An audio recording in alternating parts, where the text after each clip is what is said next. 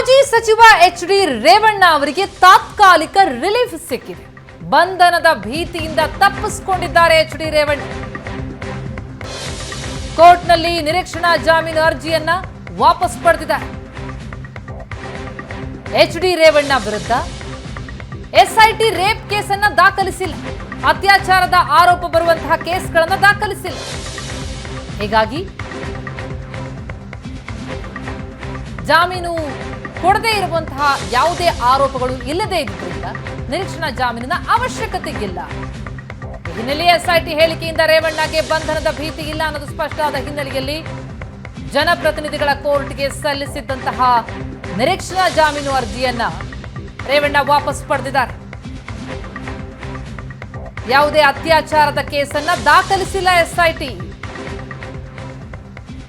ಎಸ್ಐಟಿಯ ಪರ spp B N Jagadish ಈ ಬಗ್ಗೆ ಮಾಹಿತಿಯನ್ನ ಕೊಟ್ಟರು. ಈ ಹಿನ್ನೆಲೆಯಲ್ಲಿ ಎಲ್ಲವೂ ಜಾಮೀನು ಕೊಡಬಹುದಾದಂತಹ ಕೇಸ್ಗಳೇ ಇರೋದ್ರಿಂದ ಸೆಕ್ಷನ್ಗಳನ್ನೇ ಹಾಕಿರುವಂತಹ ಹಿನ್ನೆಲೆಯಲ್ಲಿ ನಿರೀಕ್ಷಣಾ ಜಾಮೀನಿನ ಅವಶ್ಯಕತೆಯೇ ಇರುವುದಿಲ್ಲ. ಹೀಗಾಗಿ ನಿರೀಕ್ಷಣಾ ಜಾಮೀನು ಅರ್ಜಿಯನ್ನ ರೇವಣ್ಣ ವಾಪಸ್ ಪಡೆದಿದ್ದಾರೆ. ಹೀಗಾಗಿ ಸದ್ಯಕ್ಕಂತೂ ರೇವಣ್ಣಗೆ ಬಂಧನದ ಭೀತಿ ಇಲ್ಲ. ತಾತ್ಕಾಲಿಕ ರಿಲೀಫ್ ಸಿಕ್ಕಂತಾಗಿದೆ. ಪ್ರಕರಣದಲ್ಲಿ ಅತ್ಯಾಚಾರ ಆರೋಪದ ಯಾವುದೇ ಸೆಕ್ಷನ್ಗಳನ್ನು ಕೂಡ ಹಾಕಿಲ್ಲ ಎಸ್ಐಟಿ. ಹಾಗಾಗಿ ನಿರೀಕ್ಷಣಾ ಜಾಮೀನಿನ ಅವಶ್ಯಕತೆ ಇಲ್ಲ. ರೇವಣ್ಣ ವಿರುದ್ಧ ಅತ್ಯಾಚಾರದ ಆರೋಪವನ್ನ ಎಸ್ಐಟಿ ಸೇರಿಸಿಲ್ಲ. ಈವರೆಗೂ ಜಾಮೀನು ರಹಿತ ಅನ್ನಬಹುದಾದಂತಹ ಯಾವುದೇ ಕೇಸನ್ನು ಕೂಡ ಎಸ್ಐಟಿ ದಾಖಲಿಸಿಲ್ಲ. ಈ ಹಿನ್ನೆಲೆಯಲ್ಲಿ ರೇವಣ್ಣ ನಿರೀಕ್ಷಣಾ ಜಾಮೀನು ಅರ್ಜಿಯನ್ನ ವಾಪಸ್ ಪಡೆದಿದ್ದಾರೆ. ಬಂಧನದ ಭೀತಿಯಿಂದ ತಪ್ಪಿಸಿಕೊಂಡಿದ್ದಾರೆ. ತಾತ್ಕಾಲಿಕ ರಿಲೀಫ್ ಸಿಕ್ಕಂತಾಗಿದೆ ಮಾಜಿ ಸಚಿವ ಎಚ್.ಡಿ. ರೇವಣ್ಣ ಅವರಿಗೆ. ಜನಪ್ರತಿನಿಧಿಗಳ ಕೋರ್ಟ್ಗೆ ನಿರೀಕ್ಷಣಾ ಜಾಮೀನು ಅರ್ಜಿಯನ್ನ ಸಲ್ಲಿಸಿದ್ರು. ಆ ಸಂದರ್ಭದಲ್ಲಿ ಯಾವುದಾದ್ರೂ ಜಾಮೀನು ರಹಿತ ಕೇಸ್ಗಳನ್ನ ಹಾಕಲಾಗಿದೆ ಅನ್ನೋದ್ರ ಬಗ್ಗೆ ಮಾಹಿತಿಯನ್ನು ಕೇಳಲಾಯಿತು. ಅದಕ್ಕೆ ಎಸ್ಐಟಿ ಪರ ಎಸ್ಪಿಪಿ ಬಿಎನ್ ಜಗದೀಶ್ ಮಾಹಿತಿ ಕೊಟ್ಟಿದ್ದಾರೆ. ಈವರೆಗೂ ಜಾಮೀನು ರಹಿತ ಅನ್ನುವಂತಹ ಕೇಸನ್ನ ಯಾವುದು ದಾಖಲಿಸಿಲ್ಲ ಎನ್ನುವಂತಹ ಸ್ಪಷ್ಟನೆಯನ್ನು ನೀಡಿದ್ದಾರೆ. ಈ ಹಿನ್ನೆಲೆಯಲ್ಲಿ ಕೋರ್ಟ್ಗೆ ಸಲ್ಲಿಸಿದ ನಿರೀಕ್ಷಣಾ ಜಾಮೀನು ಅರ್ಜಿಯನ್ನ ರೇವಣ್ಣ ವಾಪಸ್ ಪಡೆದಿದ್ದಾರೆ.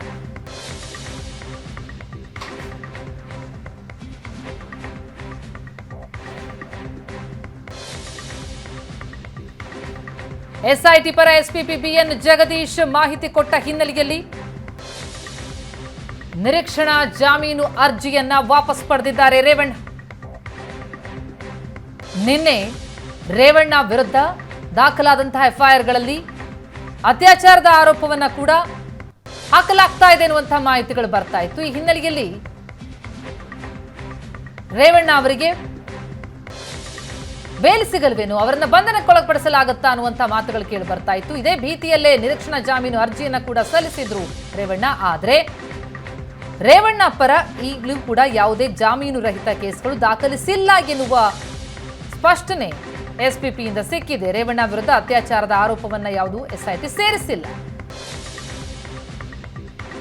ಅತ್ಯಾಚಾರದ ಆರೋಪ ಇಲ್ಲದೆ ಇರೋದ್ರಿಂದ ನಿರೀಕ್ಷಣಾ ಜಾಮೀನಿನ ಅವಶ್ಯಕತೆ ಇರೋದಿಲ್ಲ. ಈವರೆಗೂ ಜಾಮೀನು ರಹಿತ ಅಂದ್ರೆ ನಾನ್ ಬೇಲೆಬಲ್ ಅನ್ನುವಂತಹ ಯಾವುದೇ ಕೇಸ್ಗಳು ಕೂಡ ರೇವಣ್ಣ ವಿರುದ್ಧ ದಾಖಲಾಗಿಲ್ಲ. ಸೆಕ್ಷನ್ 376 ಸೇರ್ಪಡೆ ಮಾಡಿಲ್ಲ. ರೇವಣ್ಣ ಪರ ವಕೀಲರು ಕೇಳಿದ್ರು ಜಾಮೀನು ರಹಿತ ಸೆಕ್ಷನ್ ಅನ್ನ ಹಾಕ್ತಾರಾ ಅನ್ನೋದನ್ನ ತಿಳಿಸಬೇಕು, ಆಗ ನಿರೀಕ್ಷಣಾ ಜಾಮೀನು ಅರ್ಜಿ ಸಲ್ಲಿಸಬೇಕೋ ಬೇಡ ಅನ್ನುವಂಥದ್ದು ತಿಳಿಯುತ್ತೆ. ಈ ಹಿನ್ನೆಲೆಯಲ್ಲಿ ಕೇಳಿದಂತಹ ಪ್ರಶ್ನೆಗೆ ಎಸ್ಪಿಪಿ ಬಿಎನ್ ಜಗದೀಶ್ ಮಾಹಿತಿಯನ್ನ ಕೊಟ್ಟಿದ್ದಾರೆ. ಜಾಮೀನು ರಹಿತ ಕೇಸ್ಗಳು ಯಾವುದು ದಾಖಲಾಗಿಲ್ಲ. ರೇವಣ್ಣ ವಿರುದ್ಧ ಜಾಮೀನು ನೀಡಬಹುದಾದಂತಹ ಆರೋಪಗಳಿರೋದು ಅನ್ನುವಂತಹ ಸ್ಪಷ್ಟನೆ ಎಸ್ಪಿಪಿ ನೀಡಿದಂತಹ ಮಾಹಿತಿ ಆಧರಿಸಿ ನಿರೀಕ್ಷಣಾ ಜಾಮೀನು ಅರ್ಜಿಯನ್ನ ರೇವಣ್ಣ ವಾಪಸ್ ಪಡೆದಿದ್ದಾರೆ.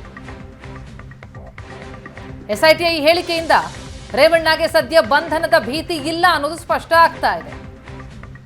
ಹೀಗಾಗಿ ನಿರೀಕ್ಷಣಾ ಜಾಮೀನು ಅರ್ಜಿಯನ್ನ ವಾಪಸ್ ಪಡೆದಿದ್ದಾರೆ ಎಚ್.ಡಿ. ರೇವಣ್ಣ. ಪ್ರಕರಣದಲ್ಲಿ 376 ಸೆಕ್ಷನ್ ಅನ್ನು ಸೇರ್ಪಡೆ ಮಾಡ್ತಾರೆ. ಅಂದ್ರೆ ಅತ್ಯಾಚಾರದ ಆರೋಪ ಅನ್ನುವಂತಹ ದೂರನ್ನ ಕೂಡ ಸೇರ್ಪಡೆ ಮಾಡಲಾಗುತ್ತೆ ಅನ್ನುವಂಥ ಮಾತುಗಳು ಕೇಳಿ ಬರ್ತಾ ಇತ್ತು.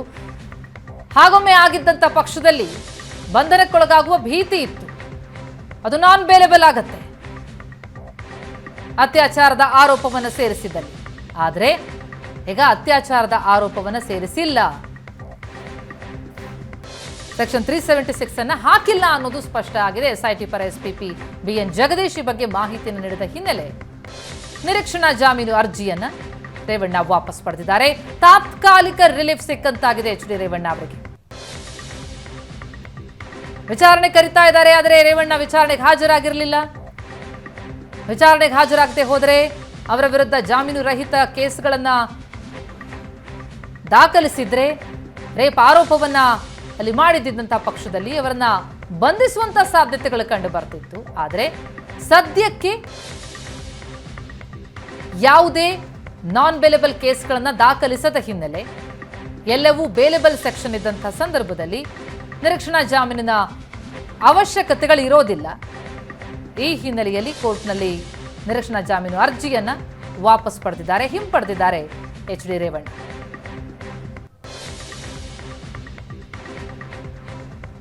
ರೇಪ್ ಆರೋಪ ಇಲ್ಲದಕ್ಕೆ ಜಾಮೀನು ಬೇಕಾಗಿಲ್ಲ. ಕೋರ್ಟ್ಗೆ ಸಲ್ಲಿಸಿದಂತಹ ಅರ್ಜಿಯನ್ನು ಹೀಗಾಗಿ ರೇವಣ್ಣ ವಾಪಸ್ ಪಡೆದಿದ್ದಾರೆ. ಈ ಮೂಲಕ ತಾತ್ಕಾಲಿಕ ರಿಲೀಫ್ ಸಿಕ್ಕಂತಾಗಿದೆ ಮಾಜಿ ಸಚಿವ ಎಚ್ ಡಿ ರೇವಣ್ಣ ಅವರಿಗೆ. ಈಗಾಗಲೇ ಎಫ್ಐಆರ್ ಮೇಲೆ ಎಫ್ಐಆರ್ ದಾಖಲಾಗ್ತಾ ಇದೆ. ಆದರೆ ಈ ಕೇಸ್ಗಳಲ್ಲಿ ಎಸ್ಐಟಿ ನಾನ್ ಬೇಲೆಬಲ್ ಕೇಸ್ ಯಾವುದನ್ನು ಕೂಡ ದಾಖಲಿಸಿಲ್ಲ ಅನ್ನುವಂತಹ ಹಿನ್ನೆಲೆಯಲ್ಲಿ ನಿರೀಕ್ಷಣಾ ಜಾಮೀನನ್ನು ಪಡೆಯುವಂತಹ ಅವಶ್ಯಕತೆ ಬೀಳೋದಿಲ್ಲ. ಹೀಗಾಗಿ ಆ ಅರ್ಜಿಯನ್ನ ರೇವಣ್ಣ ವಾಪಸ್ ಪಡೆದಿದ್ದಾರೆ. ಹೊಳೆನರಸೀಪುರದಲ್ಲಿ ಒಂದು ಎಫ್ಐಆರ್ ಆಯಿತು, ಲೈಂಗಿಕ ದೌರ್ಜನ್ಯದ ಕೇಸ್ ಅದು. ನಿನ್ನೆ ಮತ್ತೊಂದು ಕೇಸ್ಗಳು ದಾಖಲಾಗಿದೆ.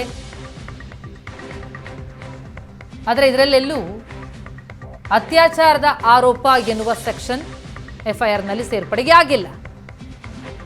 ಅಂತಹ ಯಾವುದೇ ಸೆಕ್ಷನ್ಗಳು ಇಲ್ಲದ ಹಿನ್ನೆಲೆಯಲ್ಲಿ, ಎಲ್ಲವೂ ಜಾಮೀನು ನೀಡಬಹುದಾದಂತಹ ಆರೋಪಗಳಾಗಿರುವ ಹಿನ್ನೆಲೆಯಲ್ಲಿ ಬಂಧನದ ಭೀತಿಯಿಂದ ತಪ್ಪಿಸಿಕೊಂಡಿದ್ದಾರೆ.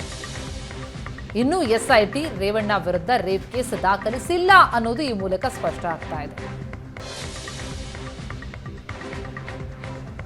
ಈಗಾಗಲೇ ವಿಚಾರಣೆಗೆ ಬನ್ನಿ ಅಂತ ಎಸ್ಐಟಿ ನೋಟಿಸ್ ಕೊಟ್ಟಿದೆ. ನಿನ್ನೆ ಹೋಗ್ಬೇಕಿತ್ತು, ಹೋಗಿಲ್ಲ. ಈ ಮಧ್ಯೆ ರೇವಣ್ಣಗೆ ಮತ್ತೊಂದು ನೋಟಿಸ್ ಅನ್ನ ರೇವಣ್ಣಗೆ ನೀಡಿದೆ ಎಸ್ಐಟಿ.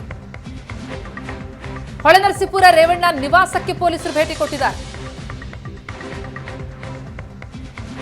ಎಸ್ಐಟಿ ಕೊಟ್ಟ ನೋಟಿಸ್ ಅನ್ನ ಸರ್ವ್ ಮಾಡಿದ್ದಾರೆ ಹೊಳೆನರಸೀಪುರ ಪೊಲೀಸರು. ಹೊಳೆನರಸೀಪುರ ನಿವಾಸದಲ್ಲಿ ಭವಾನಿ ರೇವಣ್ಣ ಅವರಿದ್ದಾರೆ. ಭವಾನಿ ರೇವಣ್ಣ ಅವರಿಗೆ ಆ ನೋಟಿಸ್ ಅನ್ನ ಪೊಲೀಸರು ತಲುಪಿಸಿದ್ದಾರೆ. ವಿಚಾರಣೆಗೆ ಹಾಜರಾಗಿ ಅಂತ ಎಚ್ ಡಿ ರೇವಣ್ಣಗೆ ಕೊಟ್ಟಿರುವಂತಹ ಎರಡನೇ ನೋಟಿಸ್ ಇದು. ನಿನ್ನೆ ಒಂದು ನೋಟಿಸ್ ಕೊಡಲಾಗಿತ್ತು, ರೇವಣ್ಣ ಹಾಜರಾಗಿರಲಿಲ್ಲ. ಈಗ ಮತ್ತೊಂದು ನೋಟಿಸ್ ಅನ್ನ ಕೊಟ್ಟಿದೆ ಎಸ್ಐಟಿ. ಎಸ್ಐಟಿ ಕೊಟ್ಟ ಆ ನೋಟಿಸ್ ಅನ್ನ ಹೊಳೆನರಸೀಪುರದ ನಿವಾಸಕ್ಕೆ ಭೇಟಿ ಕೊಟ್ಟು ಪೊಲೀಸರು ಅದನ್ನ ತಲುಪಿಸಿದ್ದಾರೆ. ಭವಾನಿ ರೇವಣ್ಣ ಅವರಿಗೆ ಆ ನೋಟಿಸ್ ಅನ್ನ ತಲುಪಿಸಿದ್ದಾರೆ. ಅಂದ್ರೆ ವಿಚಾರಣೆಗೆ ಹಾಜರಾಗಿ ಅಂತ ಎಚ್ ಡಿ ರೇವಣ್ಣ ಅವರಿಗೆ ಕೊಟ್ಟಿರುವ ಎರಡನೇ ನೋಟಿಸ್.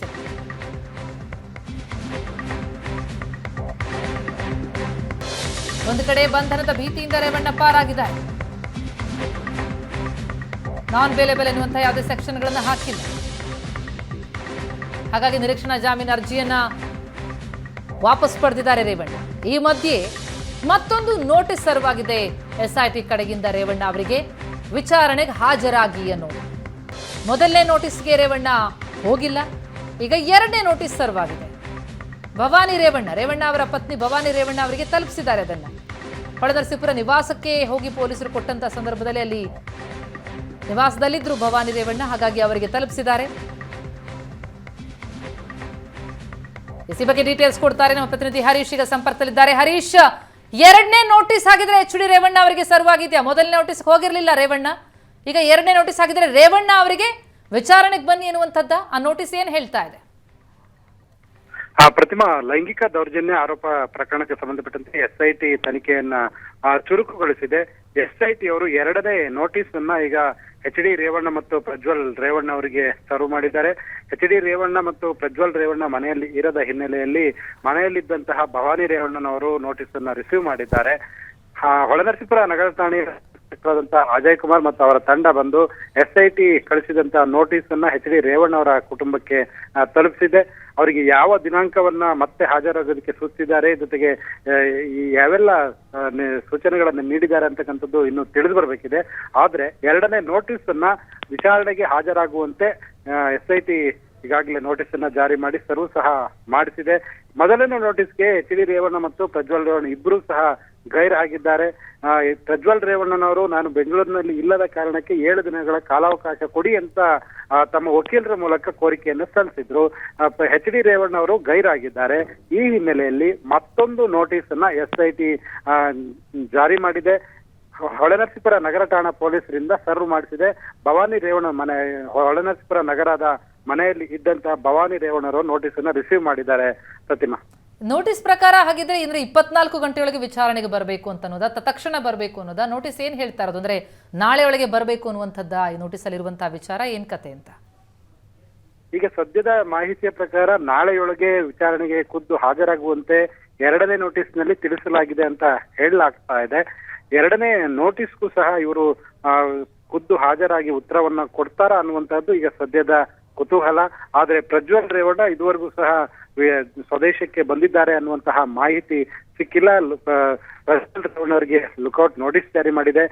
ಈ ನಡುವೆ ಮತ್ತೊಂದು ನೋಟಿಸ್ ಅನ್ನ SIT ಸರ್ವ್ ಮಾಡಿಸಿದೆ. ಆ ಸರ್ವ್ ಮಾಡಿದಂತ ನೋಟಿಸ್ ಅನ್ನ ಭವಾನಿ ರೇವಣ್ಣ ಅವರು ಸ್ವೀಕರಿಸಿದ್ದಾರೆ. SIT ಎದುರು ಪ್ರಜ್ವಲ್ ರೇವಣ್ಣ ಮತ್ತು HD ರೇವಣ್ಣ ಹಾಜರಾಗ್ತಾರಾ ಅಥವಾ ಮತ್ತೆ ಕಾನೂನಿನ ಮೊರೆ ಹೋಗ್ತಾರಾ ಅನ್ನುವಂಥದ್ದು ಸದ್ಯದ ಕುತೂಹಲ. ಪ್ರತಿಮಾ, ಥ್ಯಾಂಕ್ ಯು ಹರೀಶ್ ತಮ್ಮ ಮಾಹಿತಿಗೆ.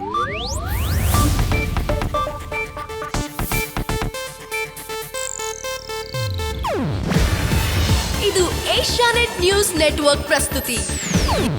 ನೀವು ನೋಡ್ತಿದ್ದೀರಾ ಏಷ್ಯಾನೆಟ್ ಸುವರ್ಣ ನ್ಯೂಸ್.